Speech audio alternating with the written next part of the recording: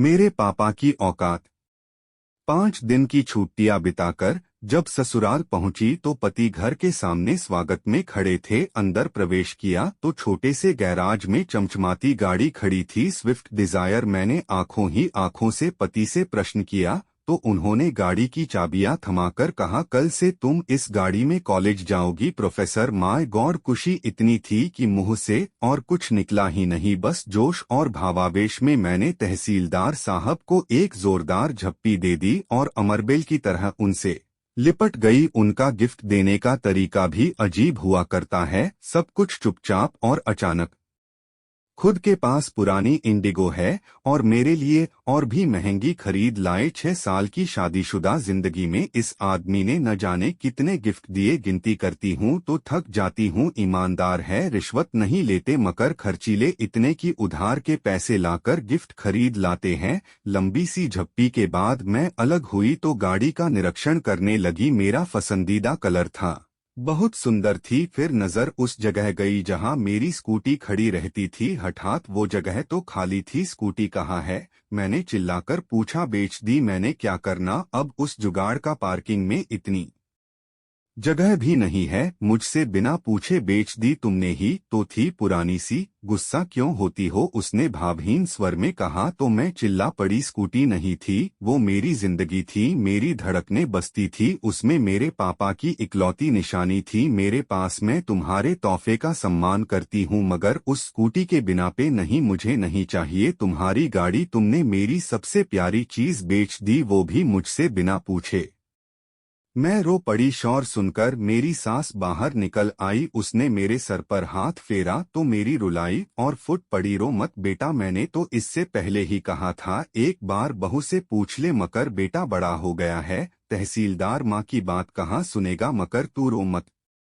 और तू खड़ा खड़ा अब क्या देख रहा है? वापस ला स्कूटी को। तहसीलदार साहब गर्दन झुकाकर आए मेरे पास। रोते हुए नहीं देखा था मुझे पहले कभी। प्यार जो बेइंतहा करते हैं, याचना भरे स्वर में बोले, सॉरी यार, मुझे क्या पता था वो स्कूटी तेरे दिल के इतनी करीब है। मैंने तो कबाड़ी को बेचा है, सिर्फ 7,000 में। वो मामूली पैसे भी मेरे किस काम के थे, यूं ही बेच दिया। कि गाड़ी मिलने के बाद उसका क्या करोगी? तुम्हें खुशी देनी चाहिए थी। आंसू नहीं, अभी जाकर लाता हूँ। फिर वो चले गए। मैं अपने कमरे में आकर बैठ गई। जड़वत्सी पति का भी क्या दोष था? हाँ, 1-2 बार उन्होंने कहा था कि ऐसे बेचकर नई ले ले। मैंने भी हंसकर कह दिया था कि नहीं, यही ठीक है। लेकिन अचानक स्कूटी न देखकर मैं बहुत ज्यादा भावुक हो गई थी। होती भी कैसे नहीं, औकात थी मेरे पापा की। जब मैं कॉलेज में थी तब मेरे साथ में पढ़ने वाली एक लड़की नई स्कूटी लेकर कॉलेज आई थी। सभी सहेलियां उसे बधाई दे रही थी। तब मैंने उससे पूछ लिया कितने की है? उसने तपाक से जो उत्तर दिया उसने मेरी जान ही निकाल ली थी। कितने की भी हो तेरी और तेरे पापा की औकात से बाहर की है। अचानक पैरों में जान नहीं रही थी। सब लड़कियां वहां से चली गई थीं मगर मैं वही बैठी रह गई। किसी ने मेरे हृदय का दर्द नहीं देखा था। मुझे कभी यह एहसास ही नहीं हुआ था कि वे सब मुझे अपने से अलग गरीब समझती थी।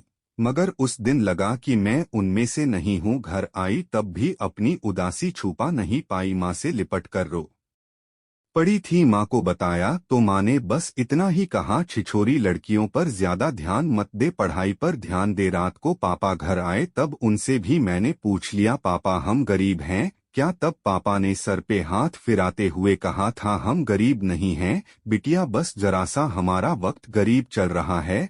फिर अगले दिन भी मैं कॉलेज नहीं गई। न जाने क्यों दिल नहीं था। शाम को पापा जल्दी ही घर आ गए थे और जो लाए थे वो उतनी बड़ी खुशी थी मेरे लिए कि शब्दों में बयां नहीं कर सकती। एक प्यारी सी स्कूटी, तितली सी, सोन चिड़िया सी नहीं, एक सफेद परी सी थी वो मेरे सपनों की उड़ान। मेरी जान थी वो। सच कहूँ तो उस रात मुझे नींद नहीं आई थी। मैंने पापा को कितनी बार थैंक यू बोला याद नहीं है। स्कूटी कहाँ से आई, पैसे कहाँ से आए ये भी नहीं सोच सकी ज्यादा खुशी में। फिर 2 दिन मेरा प्रशिक्षण चला। साइकिल चलानी तो आती थी, स्कूटी भी चलानी सीख गई। 5 दिन बाद कॉलेज पहुंची अपने पापा की औकात के साथ, एक राजकुमारी की तरह, जैसे अभी स्वर्णजड़ित रथ से उतरी हो। सच पूछो तो मेरी जिंदगी में वो दिन खुशी का सबसे बड़ा दिन था। मेरे पापा मुझे कितना चाहते हैं सबको पता चल गया, मगर कुछ दिनों बाद एक सहेली ने बताया कि वो पापा के साइकिल रिक्शा पर बैठी थी। तब मैंने कहा, नहीं यार, तुम किसी और के साइकिल रिक्शा पर बैठी हो, मेरे पापा का अपना टेम्पो है। मगर अंदर ही अंदर मेरा दिमाग झंझना उठा था, क्या पापा ने मेरी स्कूटी के लिए टेम्पो बेच दिया था? और 6 महीने से ऊपर हो गए, मुझे पता भी नहीं लगने दिया। शाम को पापा घर आए तो मैंने उन्हें गौर से देखा। आज इतने दिनों बाद फुर्सत से देखा तो जान पाई कि दुबले पतले हो गए हैं, वरना ध्यान से देखने का वक्त ही नहीं मिलता था। रात को आते थे और सुबह अंधेरे ही चले जाते थे। टेम्पो भी दूर किसी दोस्त के घर खड़ा करके आते थे।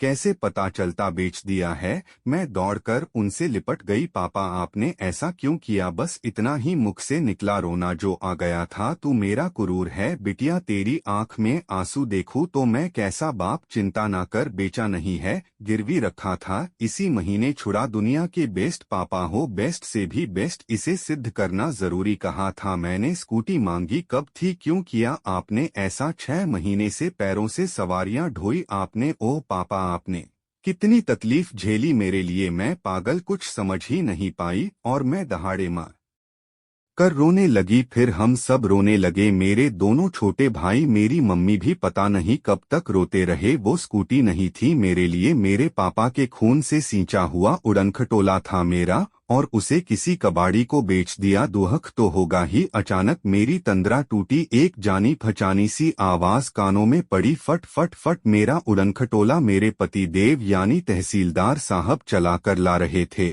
और चलाते हुए एकदम बुद्धू लग रहे थे, मगर प्यारे से बुद्धू। मुझे बेइंतहा चाहने वाले राजकुमार